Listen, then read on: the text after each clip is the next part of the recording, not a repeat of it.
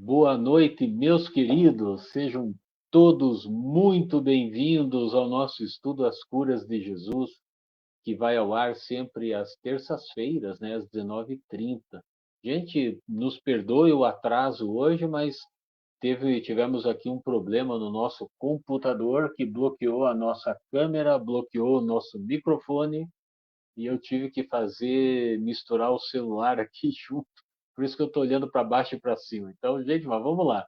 Vamos começar o nosso estudo. Hoje, o sétimo encontro, nós vamos estudar, então, o paralítico da piscina, né, gente? Eu vou trazer aqui o nosso povo maravilhoso que já está aqui com a gente, o Roberto e o Eduardo. Sejam todos muito bem-vindos. Roberto, Boa noite, Carlos. Boa noite, Eduardo. Boa noite a todos que estão nos acompanhando nessa live de estudos e que possamos mais uma vez hoje participar de uma forma bastante proveitosa aí, né?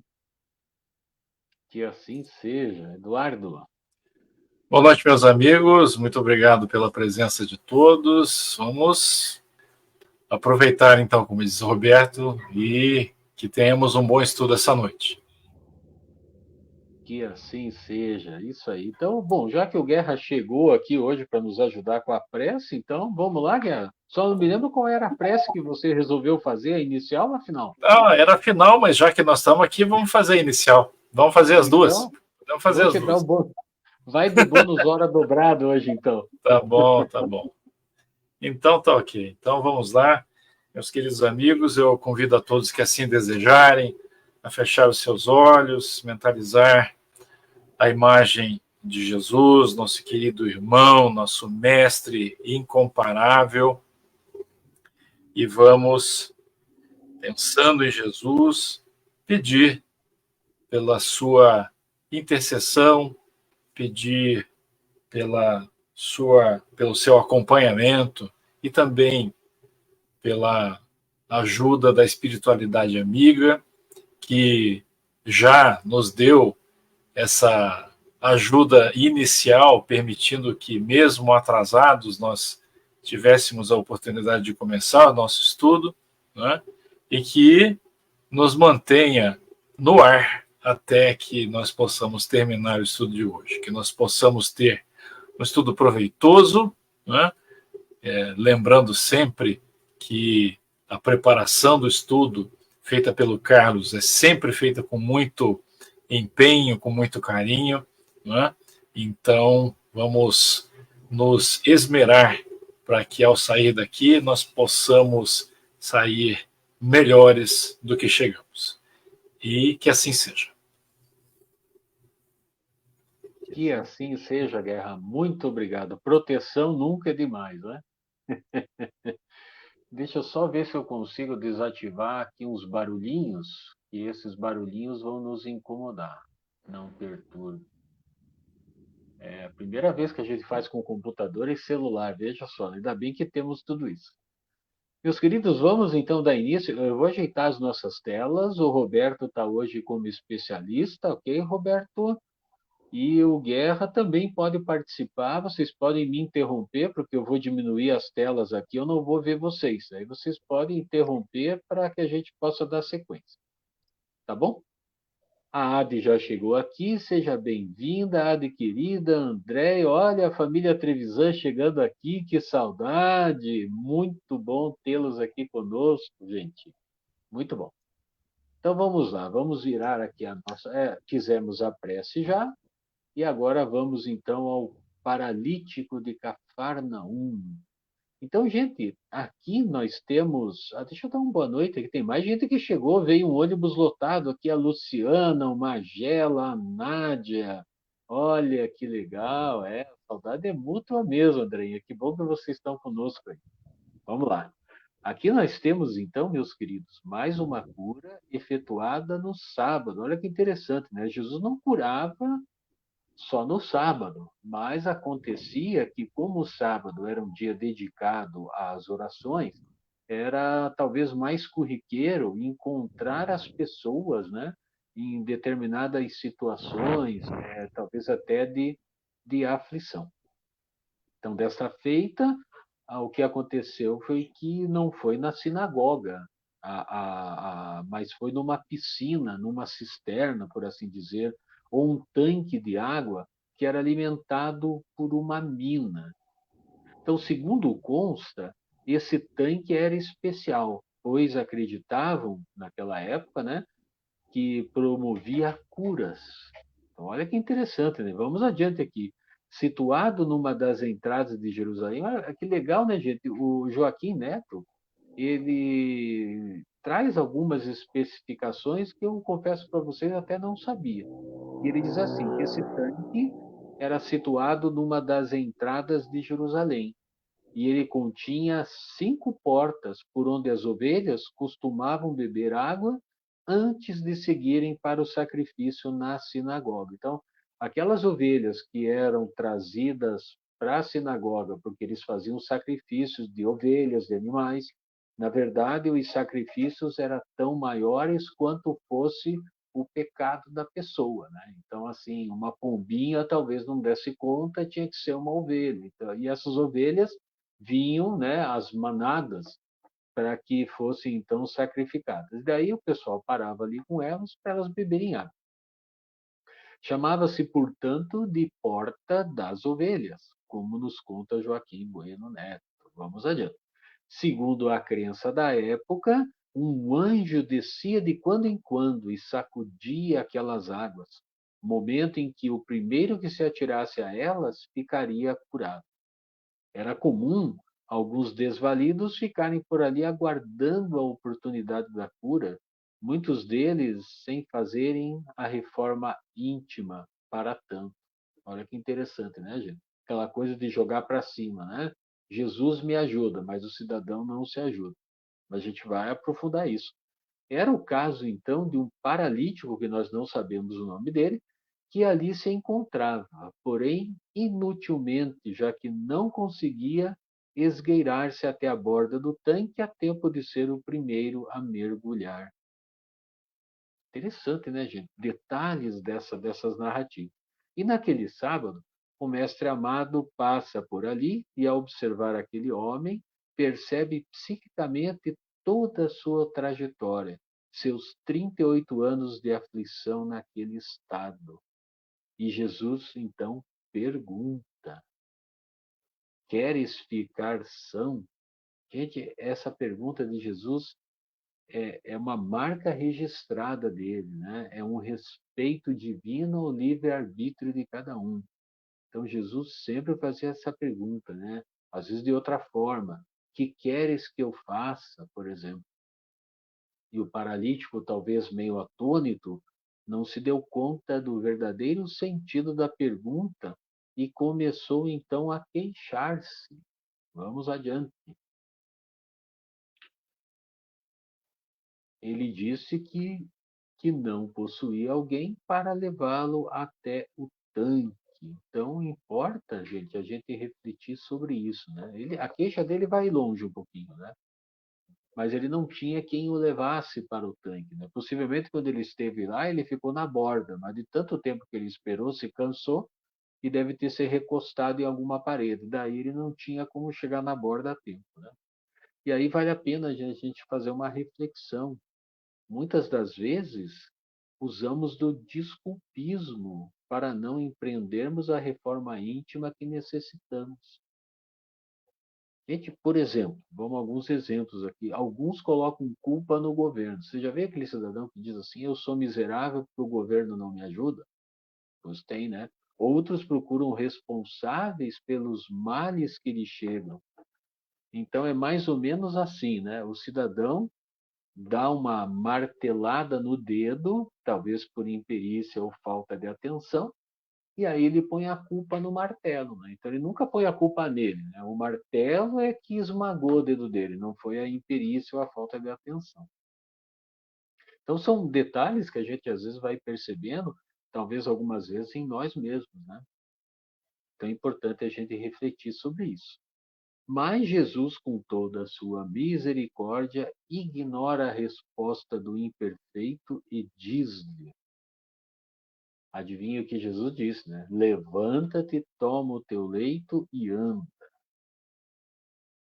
As curas de Jesus, elas eram instantâneas, né, gente?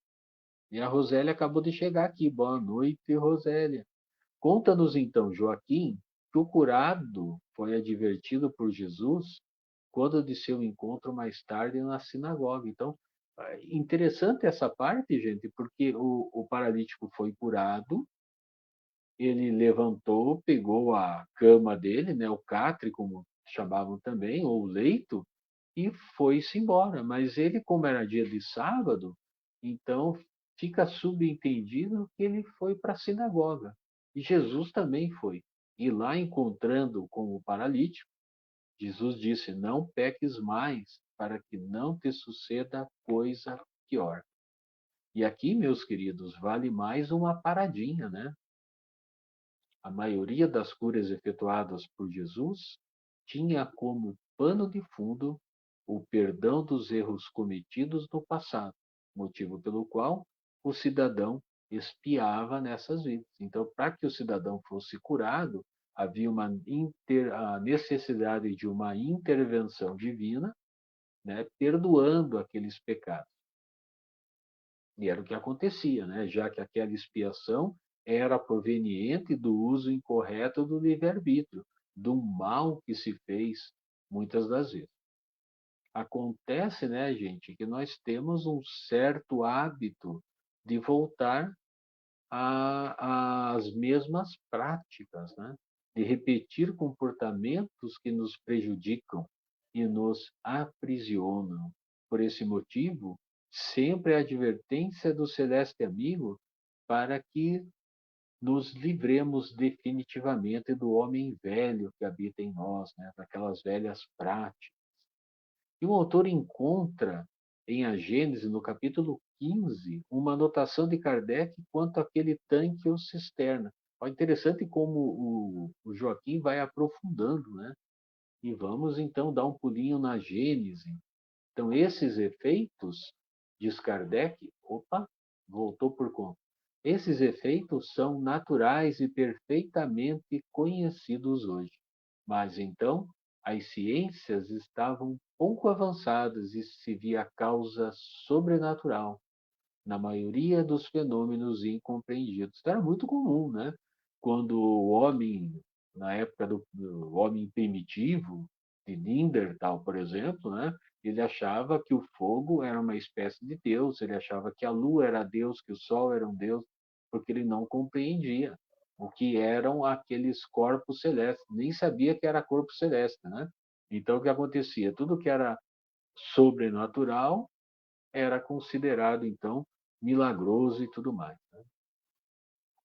Então, provavelmente, o que o Joaquim nos traz é que aquela fonte era um tipo de fonte intermitente, como nós conhecemos, às vezes, algumas fontes que brotam em determinadas épocas do ano, talvez pelo excesso ou pela falta de chuva, né? Mas era uma fonte intermitente. E quando ela voltava, ela lançava jorros de água e esses jorros de água balançavam a água, né? Como se alguém estivesse enchendo aquela cisterna. Então, por esse motivo, talvez, havia um acúmulo de substâncias curativas para algumas doenças, né? Então, hoje nós conhecemos fontes termais, fontes sulfídricas, existe até uma água mineral que vem de fonte sulfídrica, se não me engano, ela chama Sperrier, acho que é Sperrier, acho que é esse o nome. Ela tem um leve sabor de enxofre, né? Então a gente sabe que o enxofre também tem poderes curativos para algumas doenças, né? Mas não curam todas as doenças. Mas na crença daquela época, né, bastava o cidadão se jogar ali dentro que ficava curado, né? E os pecados continuavam com ele naturalmente, né? Voltando então, gente, ao paralítico e sua problemática, o autor aprofunda a questão nos trazendo primeiramente Humberto de Campos em seu livro Boa Nova. Gente, se vocês leram esse capítulo antes do estudo, vocês vão perceber que o Joaquim buscou muitas referências interessantes, né? Nós não vamos conseguir trazer todas aqui, vamos trazer só algumas, Mas essa de Humberto de Campos, ela é muito legal, gente. E diz assim: o pai tem seu plano determinado com relação à criação inteira. Olha, interessante, gente, essa informação do Humberto, porque a gente percebe, e a doutrina espírita nos esclarece, que o universo está em movimento energético constante. Toda ação gera uma reação que reverbera pelo infinito, que responde de volta a cada elemento partícipe da criação divina, né? Então isso se movimenta. A gente emite um pensamento, a gente emite uma palavra, essa palavra reverbera no universo e ela volta carregada da mesma energia para nós, porque tudo que reverbera bate e volta, né? Então olha que interessante quando a gente é, emite um pensamento ruim, essa energia do pensamento ruim acaba sendo maximizada e volta para nós, né? Então, olha o pessoal oriundo da dança das energias, né? O nosso primeiro estudo ali no União Espíritos Caminheiros do Bem e também aqui no Dom Bosco, foi o nosso primeiro estudo das terças-feiras, gente, um espetáculo, né? Lembrando, né, vamos aproveitar e já dar uma informação importante ao pessoal lá do CELC, né, do Centro Espírita Luz da Caridade aqui em Curitiba, são os autores desse livro, A Dança das Energias, já nos dão conta que vai haver uma nova edição e revisada dessa vez, gente. Olha que legal, vai ter coisa nova aí aparecendo. Então, meus queridos, a Denise acabou de chegar. Boa noite, Denise. E daí nós temos aqui que todos somos co-criadores da obra de Deus, porque interferimos diretamente nela. Se nós somos co-criadores, aquilo que nós fazemos causa ações e reações na obra divina, né? Então, somos co-criadores. Quando essa interferência, porém, né, entretanto, contudo, quando esta interferência fere as leis divinas, somos obrigados a corrigir a direção. Modo geral, somos herdeiros de nós mesmos, como já dissemos anteriormente, né? E Joaquim, então, ressalta a respeito desse desvio de conduta. Vamos adiante. O problema é que, abandonando o trabalho divino para viver ao sabor dos próprios caprichos, a alma cria em si a situação correspondente, tendo que trabalhar para reajustar-se depois de ter se deixado levar pelas sugestões contrárias à sua própria paz. Gente, é interessante, olha que o Joaquim fala aqui de sugestões contrárias, porque ele sabe, e nós também, que a espiritualidade ela nos intui mais do que a gente imagina, né? Lembram-se da questão 459 do Livro dos Espíritos? Né? Kardec pergunta se os espíritos nos nos influenciam, né? E os espíritos benfeitores respondem que sim. A mais das vezes são eles que nos comandam. Olha que interessante, né? Então aqui o Joaquim ele engloba esse conceito que é um conceito muito importante, né?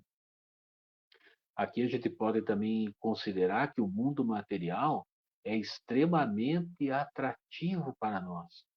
Foi criado assim para que pudesse nos desafiar a domar nossas más inclinações, desenvolver o bom uso do nosso livre-arbítrio, né? Então, o planeta Terra ou os mundos de expiação, do modo geral, não são um spa para descanso, né? São locais de trabalho, né? Como diz o nosso querido benfeitor Emmanuel. Aliás, né, é importante a gente lembrar também que a dor acaba sendo o sinal mais efetivo para indicar uma falha, né? Lembra da martelada no dedo? Pois é, né? Não é culpa do martelo, mas a nossa imperícia ou falta de atenção provocou uma dor que agora, na próxima vez que a gente for usar o martelo, a gente vai tomar um cuidado adicional, porque sabe que se errar a martelada e pegar no dedo, vai doer, né? Então a gente acaba corrigindo um comportamento. Aliás, né, meus queridos, se a gente fosse fazer assim, exagerar um pouco, né? Se a gente não sentisse dor, nós destruiríamos o nosso corpo físico, não é mesmo? Então, a dor também é uma forma de proteção, né? A dor nos avisa que alguma coisa está acontecendo, né? Por exemplo, se a gente se aproximar de uma fonte de calor, esse calor vai se tornar insuportável a ponto da gente se afastar, né? Então, se não fosse a dor, nós nos queimaríamos, né? Aliás, com relação à dor, tem até um momento espírita que fala disso. Agora me veio na cabeça, não me lembro qual, mas dá para pesquisar lá no site do Momento Espírita sobre a dor. Muito interessante. Aliás, é muito interessante. Se eu lembrar de pesquisar, eu até coloco no nosso grupo de WhatsApp também. Eu me lembro que era um texto muito bacana. E nós temos também, gente, o pessoal aqui do chat está assim quietinho, né? Então tá todo mundo preocupado. Então, vamos lá, gente. Temos um estudo bastante interessante, e agora sim, né? Falou em dor, né, gente? Não tem como lembrar do nosso estudo de quinta-feira do Leon Denis, né? O problema do ser, do destino e da dor. Muitos que frequentam aqui o curso de terça também frequentam o de quinta lá pela União Espírita Os Caminheiros do Bem. E esse livro, né, gente, é um livro de filosofia espírita espetacular. Né? Todos os encontros, todos os 72 encontros, se não me engano, estão gravadinhos lá e arquivados na playlist da União Espírita Os Caminheiros do Bem. Então, se você tiver a fim de fazer como a Ade, que maratonou recentemente, daqui a pouquinho você está ali juntinho com a gente, né? Assistindo junto no mesmo tempo. Então, já fiz o merchandising, né? Porque o autor cita esse livro agora no capítulo 9 e ele faz um destaque. Vamos ver o destaque? Se há na terra menos alegria do que sofrimento, é que este é um instrumento por excelência da educação e do progresso, um estimulante para o ser, que sem ele ficaria retardado nas vias da sensualidade, né, gente? É um estímulo, né? Então, se nós não tivéssemos estímulo, nós seríamos uma espécie assim de contempladores, né? Não teríamos o que fazer, não faríamos nada para nos melhorarmos e ficaríamos ali com a cabeça vazia, né? Então, uma passagem bastante interessante do problema do ser do destino da dor, que é uma das capas novas que eu coloquei ali, né? De repente a gente põe uma capa antiga também, né, para o pessoal ir se familiarizando. E Denis conclui esse raciocínio dizendo assim: a dor física e moral forma a nossa experiência. A sabedoria é o prêmio. Aqui o Leon Denis, ele já aprofunda, né, gente? Ele não fala só da dor física, ele fala da dor moral. E essas dores formam a nossa experiência.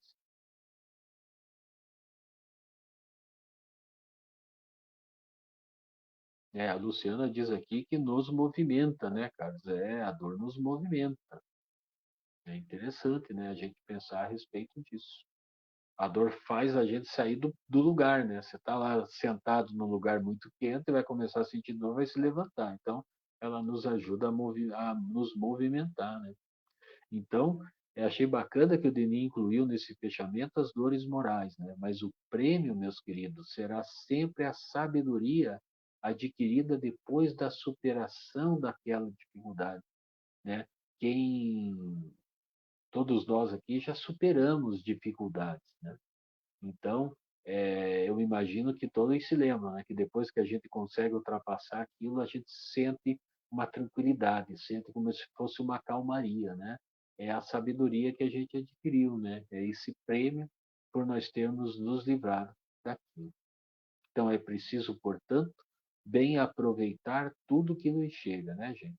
É aqueles 3 níveis da gratidão, né? A gratidão pelo bem que nos chega, a gratidão pelo mal que não nos chega e a gratidão pelo mal que nos chega também, né? Porque esse mal que nos chega é que nos faz crescer.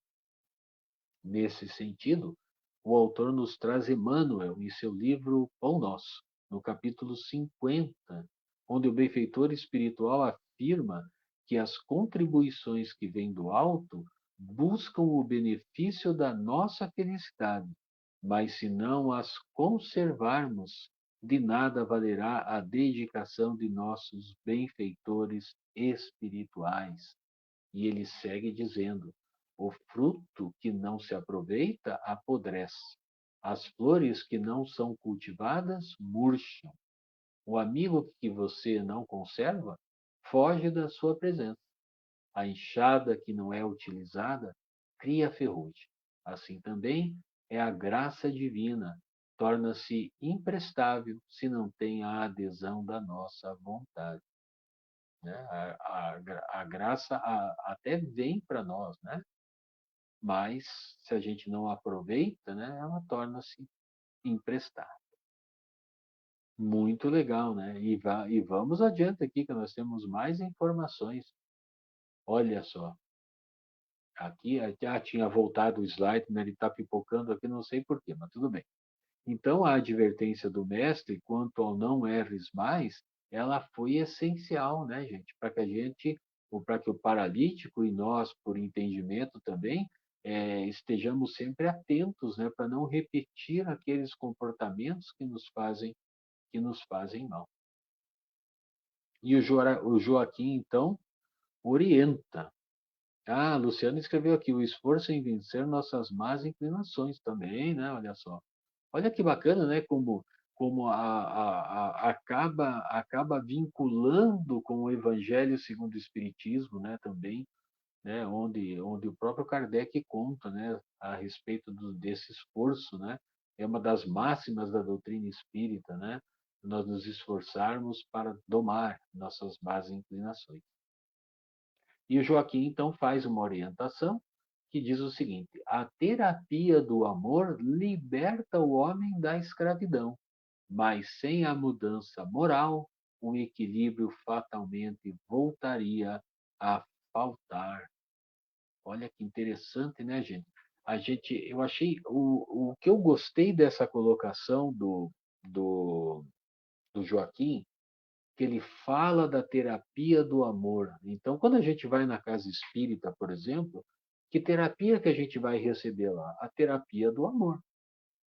Nós vamos ouvir um esclarecimento sobre os ensinamentos de Jesus, nós vamos ter a oportunidade de receber a fluidoterapia, que são os passes espíritas, a água fluidificada, né? Mas de nada adianta se a gente não fizer uma mudança moral, né? Quando a gente sai da casa espírita, briga no trânsito, chuta o cachorro, reclama do vizinho, né? Então a gente volta aos velhos hábitos e daí esse equilíbrio conquistado ali na casa espírita ou em qualquer outra casa de oração, que se vá por amor, que se vá por vontade, por entendimento, que é importante estar ali, né? Não vai não vai frutificar em nós, né? Você sabe que aqui nesse ponto, gente, eu me lembrei da parábola do semeador e eu pensei, anotei aqui uma reflexão. As boas sementes estão sendo depositadas em qual solo do nosso ser? Gente, as boas sementes estão chegando para nós a todo momento. Nos estudos, na palestra, na frequência à casa espírita, no trabalho voluntário. Mas será que elas estão sendo depositadas no melhor solo que nós temos dentro de nós? De que forma estamos utilizando os ensinos do Cristo e os bons ensinamentos que recebemos da espiritualidade superior? De que forma, né, gente? Às vezes o nosso mentor espiritual está ali buzinando na nossa orelha: não faça isso, não vá por aí, não faça aquilo, não haja desse jeito. E a gente, às vezes, continua naquele comportamento errado, sofre a consequência e vem uma intuição lá no fundo assim: puxa vida, mas parece que não era para eu fazer isso, né? Mas a gente não ouve, né? Porque a gente está ligado no 220, né? Está ali naquele correndo atrás de tudo, parece que está tudo sempre atrasado, a gente acaba não dando tempo para ouvir essa voz que vem da espiritualidade benfeitora, né? É preciso também levarmos em conta que Deus confia em nós e aguarda nosso movimento. Gente. E aí, o nosso querido Joaquim nos traz o livro Coragem. A Luciana escreveu aqui: não nos damos tempo de silenciar. É isso mesmo, Luciana. A gente fica na correria e não se dá o tempo de perceber o que está à nossa volta, né? Às vezes está um pôr do sol maravilhoso, um arco-íris quase que completo no céu e a gente não vê, porque não está percebendo, né? De tão agitado que está. Já aconteceu isso comigo, né?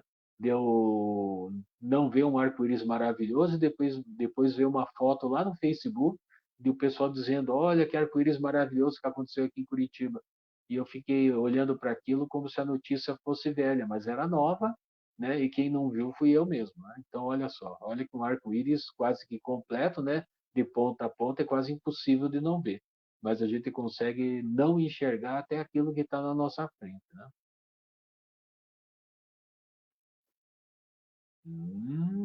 Vamos ao livro Coragem, então. Gente, essa passagem do Coragem é muito legal. Se o Senhor não confiasse em ti, não te emprestaria o filho que educas, as afeições que abençoas, o solo que cultivas, a moeda que dás. Gente, isso está lá no capítulo 11 do livro Coragem. No livro faltou, tá? A anotação do capítulo. Então, anotem lá no livro de vocês, né? E é o capítulo 11, então, do livro Coragem. E o benfeitor espiritual, ele segue com uma frase bastante conhecida nossa, que eu peguei lá no texto. Diz assim: não cai uma folha de árvore sem que o Pai o queira, ensinou-nos Jesus. Olha que legal, né? Olha só, né? A obra, a criação divina funcionando, né? De forma que Deus toma conhecimento de tudo. E o nosso querido Emmanuel, já que o livro Coragem é por espíritos diversos, nesse caso é o Emmanuel que ele finaliza dizendo: sempre que te refiras aos problemas da fé, não te fixes tão somente na fé que depositas em Deus. Recorda que Deus igualmente confia em ti. Gente, é belíssima essa passagem que o Neto anotou aqui. Belíssima. Deus também confia em ti. Deus espera que a gente faça a nossa parte. E aqui a gente tem a passagem no nosso livro que diz assim, ó: os espíritos amigos confiam e investem em nós, mas pouco poderão fazer se não tiverem a nossa contrapartida, porque respeitando o nosso livre-arbítrio, porque respeitam, perdão, nosso livre-arbítrio. Quanto mais evoluídos, mais eles se sentem no dever de considerar nossas decisões, conquanto não deixam de nos assistir sempre que nos dispomos a receber-lhes o concurso amigo. Tem que corrigir a letrinha ali, gente, é deixam, tá? Então vamos repetir. Conquanto não deixam de nos assistir, sempre que nos dispomos a receber-lhes o concurso amigo. É aquilo que falamos mais cedo, né? A gente precisa desacelerar para que a gente possa perceber o que está acontecendo ao nosso redor. E muitas das vezes o que está acontecendo ao nosso redor é para o nosso bem. E a gente, às vezes, passa batido, né? A gente reclama, né? Fura o pneu do carro e a gente reclama, né? Mas que hora para furar o pneu do carro? Né? A gente não faz ideia, às vezes, do esforço da espiritualidade para que aquele pneu furasse naquele momento, nos livrando de um mal maior. Né? E Joaquim nos fala também sobre o desânimo. Se o desânimo nos assalta, tem mais leitura aqui para nós. Ó. Se o desânimo nos assalta a alma, como fazia com o paralítico do tanque, recorramos aos ensinamentos do Evangelho com as luzes novas da interpretação espírita. Gente, isso aqui é importantíssimo. Você que não é espírita, repense o fato de você não aproveitar a parte filosófica e científica da doutrina espírita. A doutrina espírita nunca vai obrigar você a abandonar a sua religião, mas você pode aproveitar a parte filosófica e espiritual para buscar esse entendimento dos ensinamentos de Jesus, porque fica mais fácil de entender. E aí você leva para a tua religião e espalha esse entendimento, né, gente? Isso que é a coisa bacana da doutrina espírita. Ele continua assim. E isso nos fará compreender que se nosso sofrimento se estende sem solução aparente, é porque talvez a misericórdia divina reconheça a necessidade da ação pedagógica que isso representa, a fim de formar a nossa experiência, nos premiando lá na frente com mais sabedoria. Espetáculo, gente, espetáculo essa anotação aqui do Joaquim, que valeu a pena a gente até ler e reler, né, gente? E temos mais ensinamentos de Emmanuel nesse mesmo livro, gente. Coragem, agora no capítulo 1. Quando o tédio te procure, vai à escola da caridade. Ela te acordará para as alegrias puras do bem e te fará luz no coração, livrando-te das trevas que costumam descer sobre as horas vazias. Esse trecho aqui nos remete à nossa conversa de terça-feira passada, né, gente? Quando tivemos lá o depoimento do Chico, né? A sugestão de Emmanuel que Chico, quando tivesse aflito por causa da sua problemática pessoal, fosse visitar aqueles mais pobres do bairro onde ele morava, né? Para que ele observasse dores muito maiores do que a dele, né? E aquilo trazia um fortalecimento para ele, né? Ele via que as dores dele não eram as piores do mundo e com isso também facilitava para que ele se livrasse dela. E aqui, gente, temos também o grande desafio das religiões. Olha o interesse do autor, então, em expandir isso para as religiões, né? Acordar seus seguidores para a alegria, para o amor, para a caridade. Instruir através da fé raciocinada, consolar os que sofrem sem se desviar dos ensinos do Mestre amado. Importantíssimo, né, gente? Que as religiões elas procurem então o afastamento da materialidade e de forma urgente, né? De forma urgente. É importante que aqueles espíritos que lá estão e aqui estão também na doutrina espírita tenham o entendimento que a verdadeira vida é a vida na pátria espiritual e que essa conexão com o divino ela se faz urgente nesse momento em que o planeta atravessa para um mundo de regeneração, né, gente? Já passou do tempo em que a gente aproveite os ensinamentos de Jesus e os coloque em prática.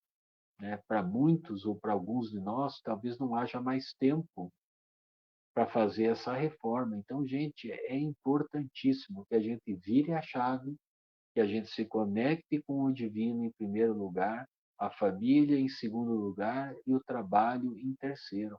Essa ordem é importantíssima, né, para que a gente possa, parafraseando Jesus, né, alcançar o reino dos céus. Né, gente? Gente, eu já falei bastante, o chat ficou quieto, não sei se é porque eu falei demais, não sei se é porque o pessoal dormiu. A Luciana não dormiu, mas o povo ali está tudo quietinho. E eu queria saber agora do nosso especialista. O que o Roberto trouxe para nós aí, meu querido? Você sabe, Carlos, que a cada capítulo desse livro, Jesus nos traz um ensinamento, né? Eu estava refletindo agora que, na verdade, as curas de Jesus, na verdade, a, a chamada à consciência das pessoas com relação às suas dores, os seus mazelas, enfim. E aqui nesse capítulo isso está bastante claro. Quando ele na primeira página desse capítulo, ele mostra que estava ali um paralítico que se encontrava enfermo havia 38 anos. E o mestre, ao se aproximar dele, teria perguntado: queres ficar são? Veja só, essa pergunta É o mesmo que Jesus dizia assim, como uma chamada de atenção dele. Mas se você quer ficar curado do teu problema, faça alguma coisa por você, né? Porque ali na sequência, o enfermo ele teria respondido que ele estava naquela situação, e veja, 38 anos. Ele estava naquela situação porque não possuía ninguém que o levasse até o tanque antes daquele momento que, né, folcloricamente, o anjo agitava a água. E aí o que Jesus disse para ele? Levanta-te, toma teu leito e anda. Como quem diz, será que você não pode fazer um movimento para você chegar mais perto do tanque? Para você entrar no tanque, ser curado? Quer dizer, qual é o esforço que ele fez para sair daquela situação? Quer dizer, teve que vir alguém para estimulá-lo e ele então, quer dizer, essa cura, na verdade, de Jesus é uma coisa simbólica, né? Ele estimulou o paralítico a tentar ver se não tinha uma possibilidade dele se movimentar e ir ali até aquele tanque. Que, como explicou depois o, o Joaquim Bueno, nada mais, essas águas, aquele tanque ali, nada mais era do que uma água com, com propriedades medicinais. Né? Não tinha nada a ver com o anjo que ia lá e agitava as águas, não. Talvez fosse uma fonte termal, ou fosse uma fonte de água sulfurosa, alguma coisa nesse sentido, né? Mas eles não tinham esse conhecimento, então apelavam para o sobrenatural. Mas a questão aqui é qual é o esforço que o paralítico fez para chegar mais perto desse tanque, para poder então entrar e receber, né, esses benefícios dessa água. Então a gente vê que nos outros capítulos que a gente já viu, Jesus também ele agia dessa forma.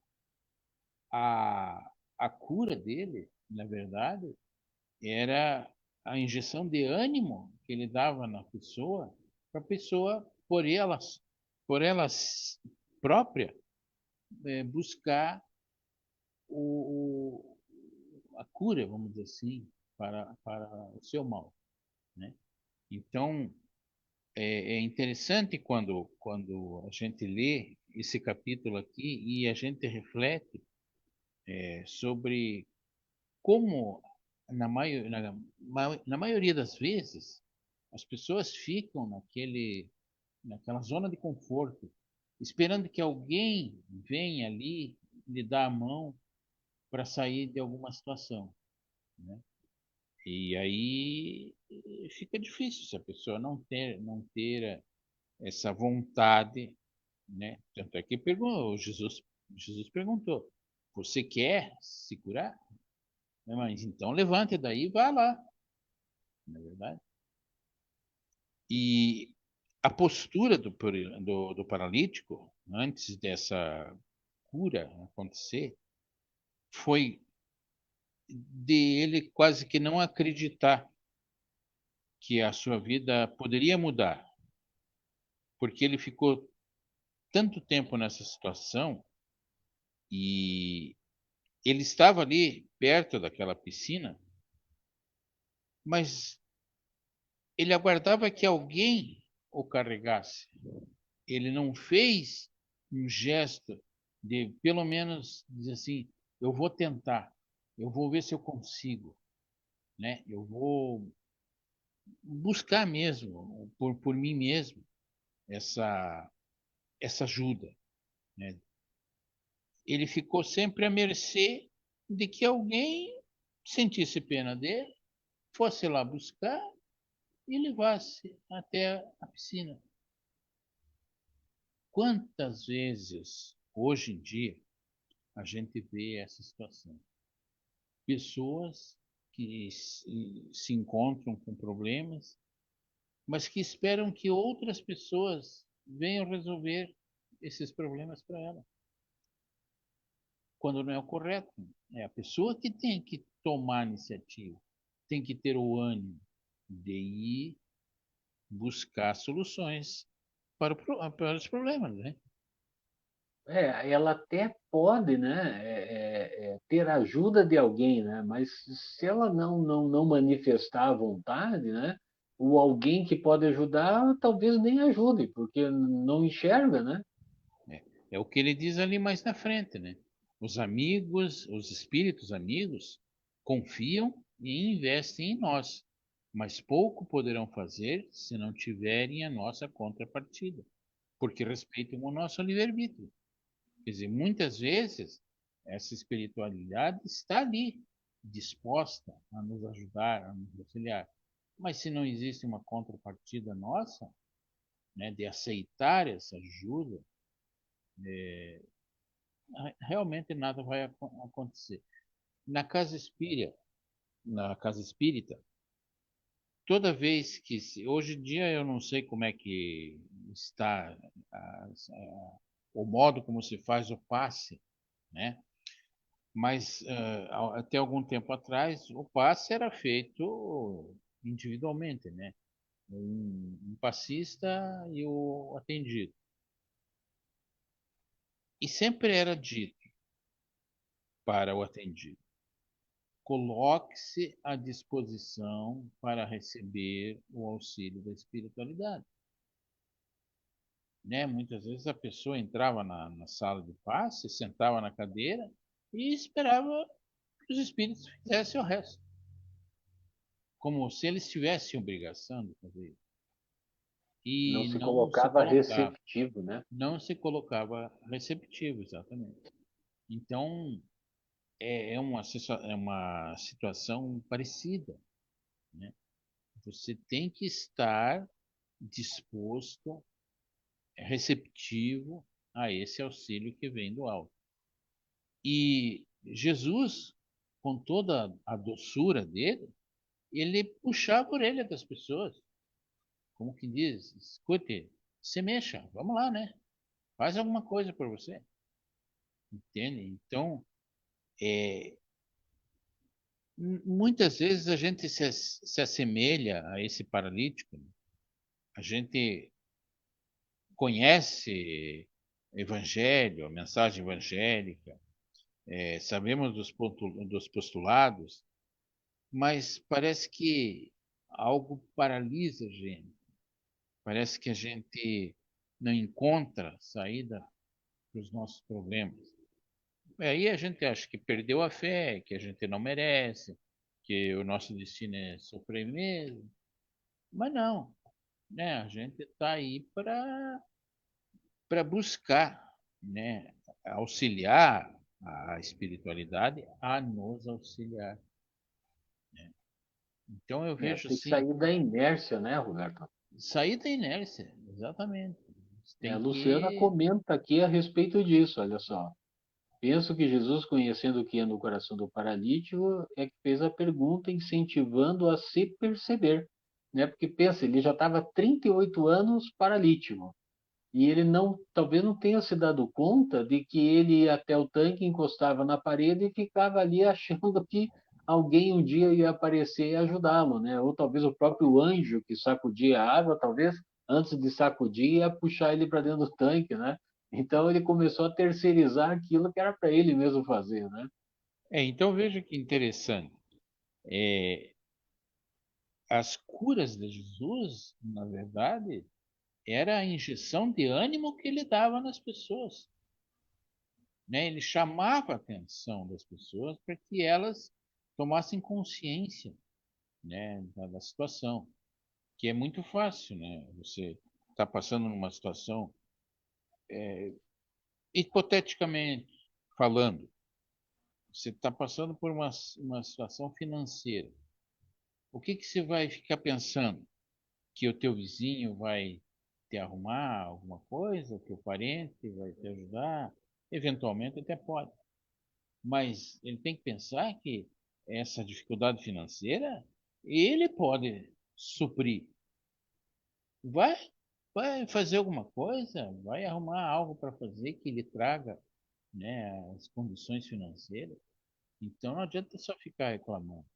Né? Eu acho que a grande lição desse capítulo hoje é isso: é tirar a pessoa da inércia e estimulá-la a sair, né, daquela situação ruim.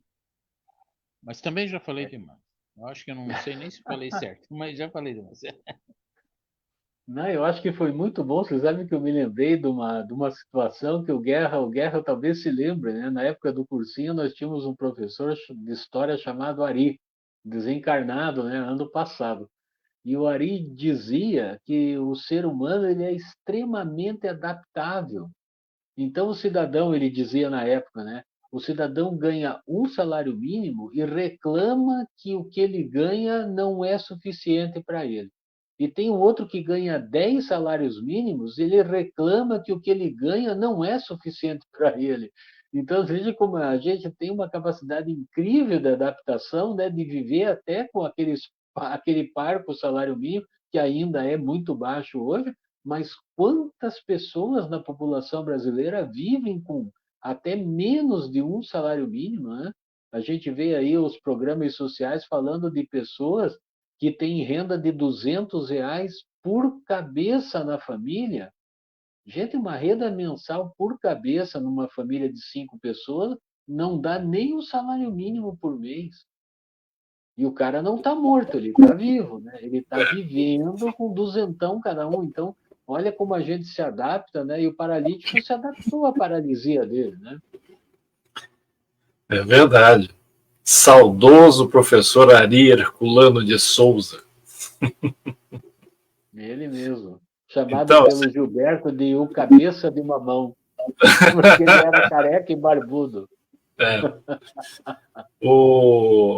Eu acabei separando 2 trechinhos aqui enquanto você fazia a apresentação, porque são 2 coisas que me chamaram a atenção por apresentações que eu acabei fazendo. Uma é referente à palestra do dia 7 de fevereiro, aquela da prática de honrar os nossos pais. E aí, quando você estava falando lá da questão das enfermidades, né? Porque, afinal de contas, nós estamos falando, o trecho fala da cura desse paralítico, né? Então, aqui, a passagem, ela se refere mais à doença mental, mas eu acho que se aplica também. Ela diz assim, que a benfeitora Joana de Ângeles afirma que o Alzheimer, no caso, ele possui raízes mais profundas na sua psicopatogênese, que é uma palavra enjoada, né? Mas é a origem das doenças psicológicas, né? A psicopatogênese, do que se possa imaginar à primeira vista.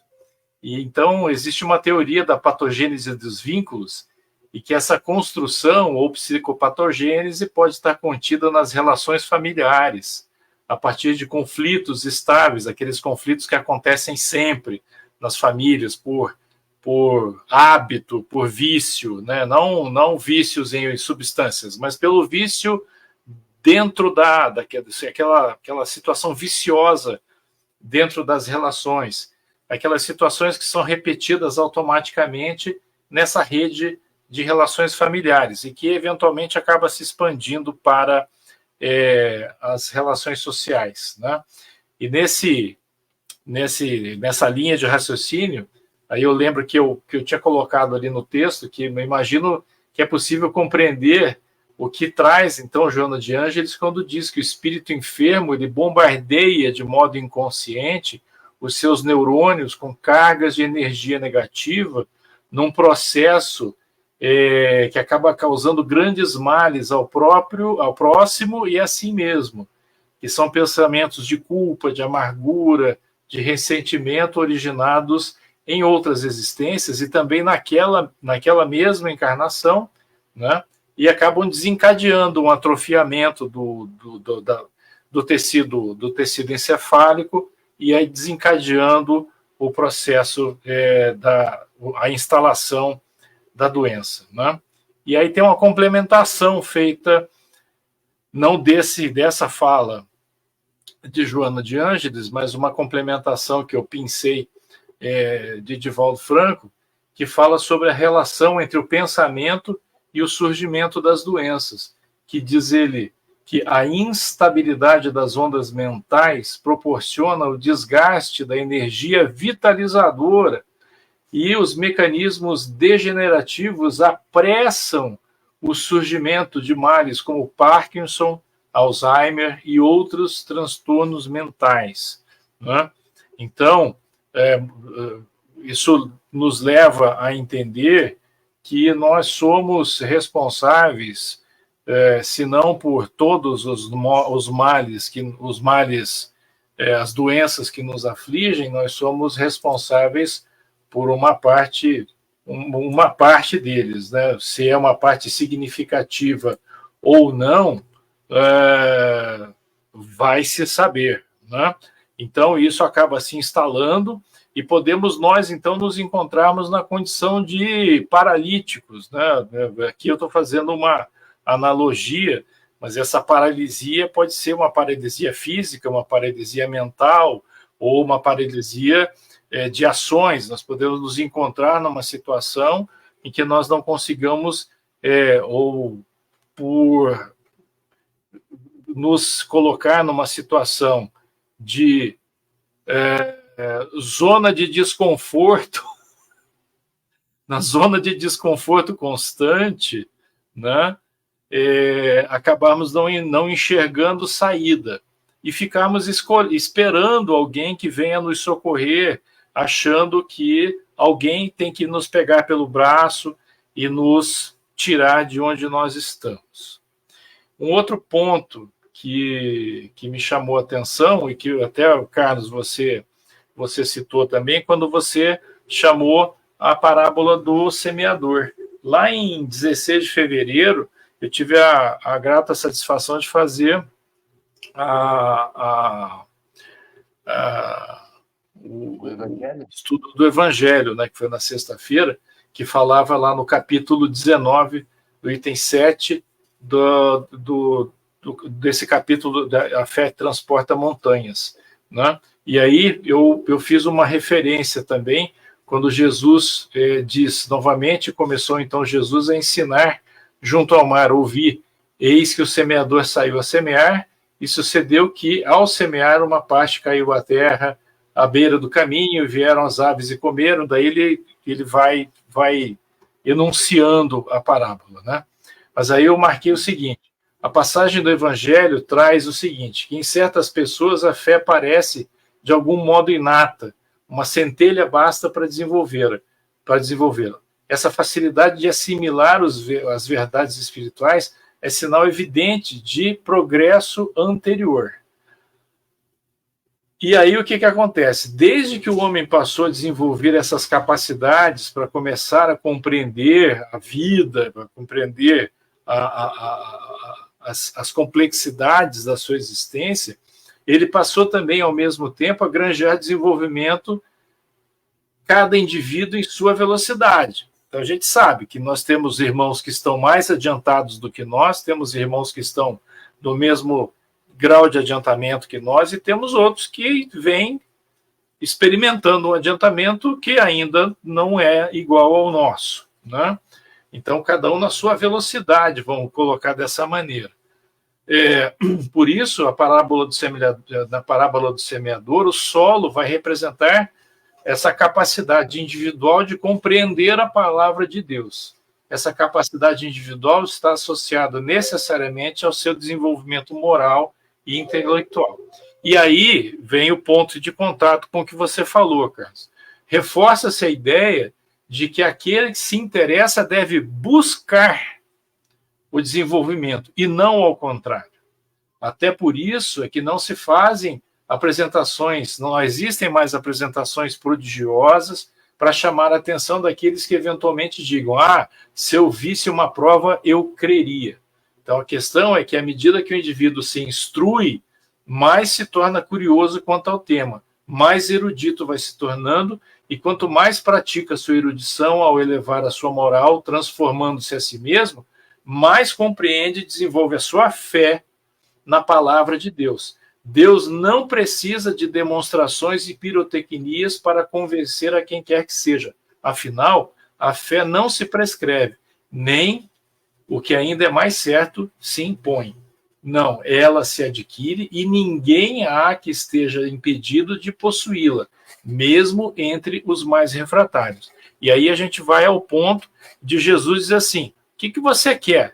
Ah, mas eu queria ir ali dentro da água. Então levanta e vai.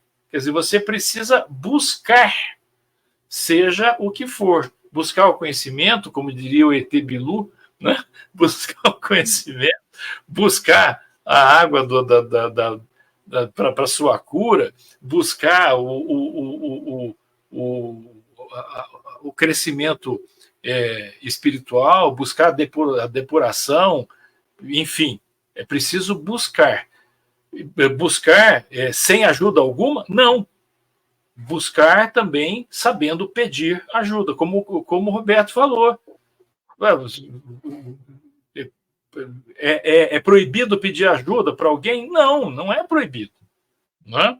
Agora, eu vou ficar encostado ali esperando alguém vir me pegar pelo braço, vambora, vambora, vambora. Aí me lembra da passagem que eu falei na semana passada, do sujeito que estava ali no asfalto e eu quase atropelei. Né? Mas é isso aí, já foi assunto do outro dia. É isso aí. Não, e o nosso Evangelho, segundo o Espiritismo, né, Guerra e Roberto, né, ele tem um capítulo inteiro dedicado a isso, né? Buscai e achareis, né? E Jesus ainda fala, batei e abrir-se-vos-á. Então, olha só, né? Esse movimento, né, parte sempre da gente, né? Então, a gente tem que estar sempre muito atento, né, para não ficar na situação do paralítico, né, reclamando da vida e achando que as coisas não estão boas como a gente gostaria, né? Mas a gente tem essa capacidade de mudar, né?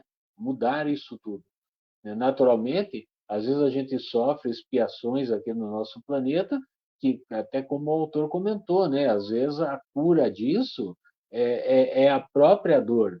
Então, talvez a gente não consiga se livrar de uma determinada expiação nessa vida, porque até no nosso combinado com a arquitetura espiritual é que nós viríamos com certas dificuldades, né? Como tinha lá, por exemplo, no capítulo anterior, o homem da mão ressecada, né? Então, se não fosse por Jesus, ele ia desencarnar com a mão ressecada. Foi uma opção dele, né?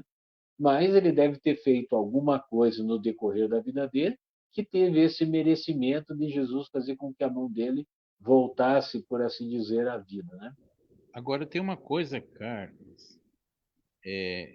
Aqui no finalzinho do capítulo, é importante a gente refletir sobre essa citação do Kairbad Schutel, quando ele diz que, dado o atraso espiritual da humanidade e a sua tendência para a materialidade, agora essas curas só ocorrem raramente.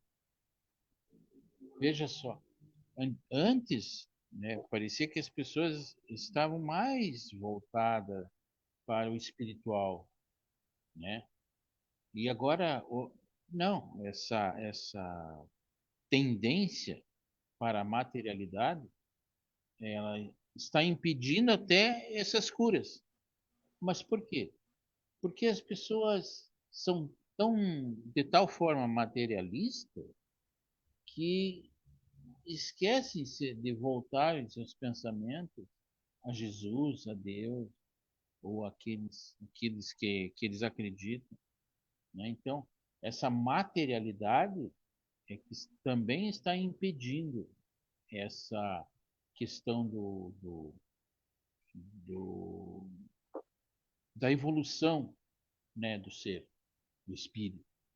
Né? Porque você sabe, tem muita gente que pensa assim: eu daqui um pouco morro e tudo acaba, não tem mais nada. Mas a gente sabe que não é assim, né? Então, é preciso que a gente reflita sobre essa situação do Cair Barchuto. Você sabe, Roberto, que é interessante você trazer para nós essa citação, porque hoje nós, os estudiosos, né, da sociedade, de uma forma geral, eles nos dizem que a nossa sociedade ela está extremamente líquida, né? Então, essa sociedade líquida, ela se reflete principalmente nos jovens, de tal forma que às vezes um jovem, por exemplo, eu vou citar um exemplo de um jovem que às vezes está num período de experiência numa empresa, o período de experiência compreende sempre 90 dias, né? Dificilmente é menor do que isso. E às vezes no período de experiência, ele é admoestado de uma forma assim, olha, a forma como você está fazendo não está correta, você precisa mudar. E o cidadão, às vezes, ele está tão líquido que ele diz assim, mas se não for do jeito que eu quero, eu não vou ficar, e arruma as coisas e simplesmente vai embora. O cara abandona o emprego, às vezes com 30 dias de experiência, porque não está gostando do que ele está vendo. Então a pessoa não se dá o tempo de amadurecer.